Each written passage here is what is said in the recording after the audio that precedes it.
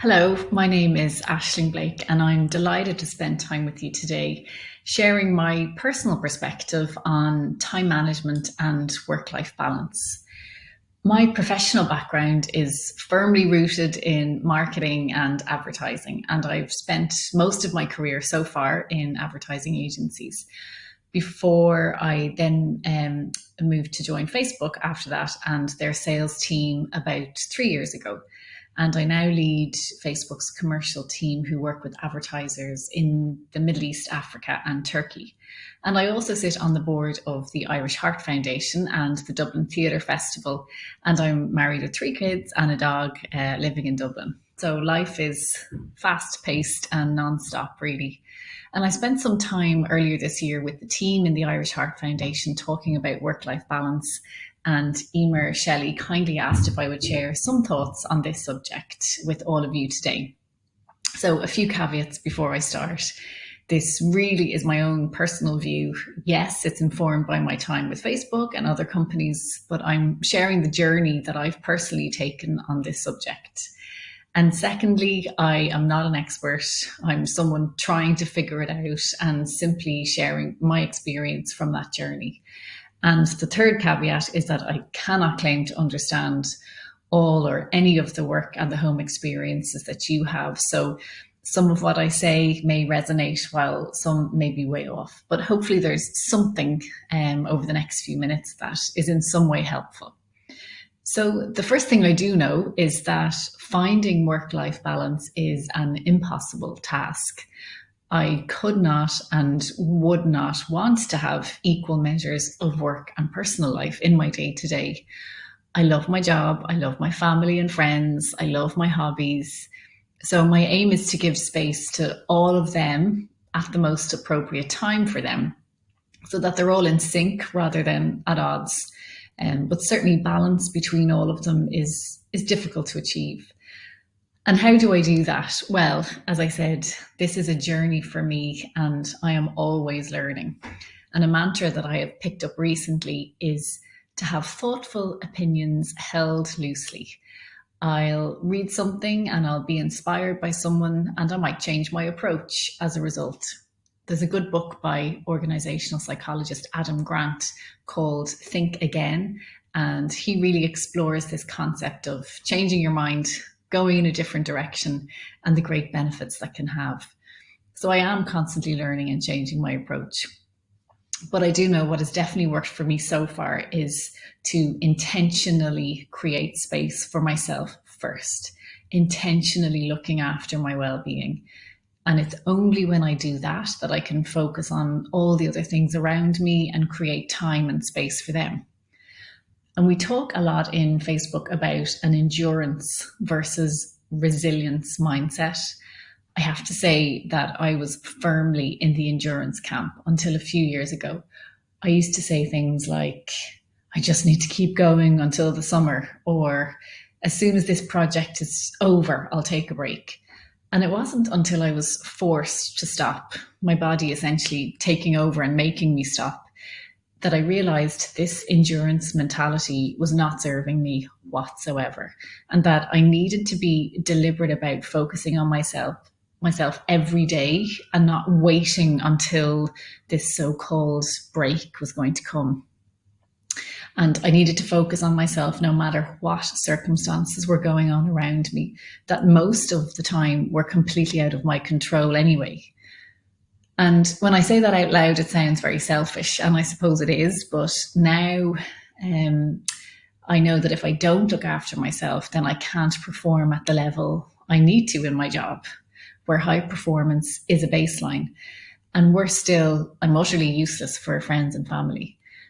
And when I think about work, life, and self-care and putting me at the center of that, I focus on 3 things to help me do that on a day-to-day basis. I focus on routine, reflection, and resources. Although I can't assume to know your backgrounds and life experiences, I think it's safe to say that we're all living with constant change. And I've learned that having a routine is really beneficial so that I can thrive in change. I've started to focus on creating a weekly and a daily routine for myself. Now I plan my day, I plan my food, plan what exercise I'm going to take and when. And it doesn't mean I can't be spontaneous and have fun. I love the saying, discipline is freedom. Having a routine that takes care of the necessary parts of life to have a baseline level of well-being means then that I have the freedom then to do the other stuff on top. And reflection is the second area that I use. I've gotten myself a journal. Two good ones I'd recommend: Mind Map, MYND map, or the Head Plan, which is an Irish company. And across 90 days, you set out your intentions for each month, each week, and each day. And at the end of each day, you reflect on what you're grateful for. And the intentions take account of physical, personal, financial, community, relationships, spiritual areas, all aspects and areas of life. And this has helped me with my routine, but it's also helped me make sure I'm looking at all those aspects of my life and giving them each the attention that they need. I also did a meditation course about 12 months ago, and now try to build in this reflection time into my daily routine so that I can center myself on a daily basis, no matter what knocks me off balance. And if I find I don't have the time to meditate, then I simply try and stop and breathe for a few minutes. And the third R is linked to resources, podcasts, books, websites, groups that give me a lift and remind me of what I'm trying to do and how important it is. And I want to share some very practical tips and resources that I use for time management. First one is reflective of the fact that, in my view, it's not life and then work, or vice versa. They are interconnected and they should be in sync. So I have a digital calendar. Outlook for me is the one that I use in work, but it could be Google Calendar or any other provider. And I also have a personal calendar called Cozy, COZI, which is an app on my phone. And on that app, I can record all of the kids' activities, when I might be traveling for work, when my husband is out, and lots more. And then the two are linked in my Outlook calendar. So in my work week, I can see when my life activities are also happening, and it's one single view.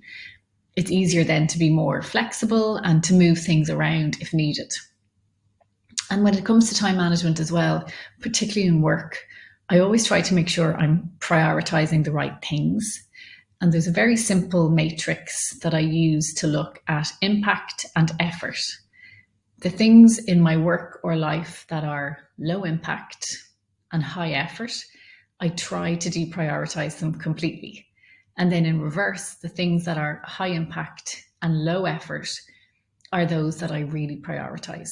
And it helps me every so often to take stock of this impact and effort matrix and what I'm working on to make sure that it's really worth it, and I'm not just being a busy fool. So to recap on some of the things that I've shared, the first one is trying to replace the search for balance with integrating life and work can really give a completely different perspective on where you spend your time. Sometimes it's okay to be all in at work, when other times you have to pull back. It's about the flexibility and making them work with one another. And it is definitely a journey. I'm always learning. And many times I've fallen off the wagon, but as long as you get back on, then that's okay. The third one is really just being intentional, as I said, putting my own self-care and well-being at the start, and creating that time and space for myself. So then I can be a high performer in all aspects of my life. The fourth reminder and recap is about endurance versus resilience. Waiting until that moment comes when you can take a break has not served me well, because that moment probably will never come. So it's building in how to be resilient on a daily basis, being that bamboo in the ground that can sway with whatever is knocking it from side to side. And yeah, just giving the time and space each day to reflect. Then impact and effort is the next recap that I'd really say is important, to focus and prioritize the high impact and low effort work if you can. And that will make sure you're making the very best use of your limited time. And finally, 3 areas as a reminder that I use to try and center myself are having a daily and weekly routine, taking time each day to reflect and be grateful, and then to lean on the many resources out there that serve as inspiration and a reminder whenever life takes over and I forget about those things that I know are important to keep me strong and looking after myself. So thank you all for watching. Thank you all for listening. And most of all, mind yourselves.